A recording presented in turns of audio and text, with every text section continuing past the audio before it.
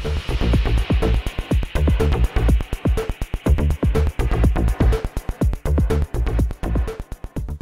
there, it's Del here from Spartan Racing again. So this is part 4 of the build of the Trakracer TR160. So one of the issues I had with the new Fanatec DD2 or DD mount was being able to get my DSD button boxes on next to my Fanatec wheel because there wasn't any space. So fortunately, with the magic of a heat gun, I was able to very slowly and very carefully heat up the plastic that's here, these plastic bits here, and just very slowly and very gently heat them up and then put them under pressure. And I was able to curve the mounts so that now my button boxes, as you can see, fit in to the position so that the actual bulk of the box that sits on the back here is not is just resting up against the mount. So I just sort of spent a bit of time just curving and straightening and curving and straightening until I got it to sit just right in the right place, and did the same on the other side, as you can see. So now I have those two DSD button boxes that I'm so used to having around my steering wheel because I had them on my CSW wheel.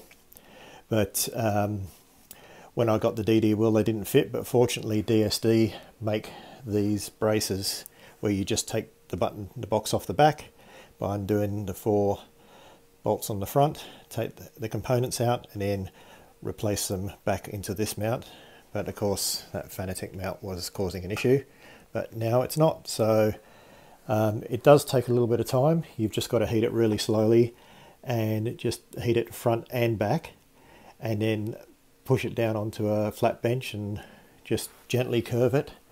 Just a little bit of time. It takes a while for it to actually heat up, but once you do get it heated up, then it is quite easy to bend. But you just go slowly, keep a little bit of distance between the heat gun and the plastic so you don't bubble the plastic, and be gentle, and then you end up with that result. The only issue I've got now is I've just got to lower this button box down a bit, because when I turn that in, it may actually hit against the side.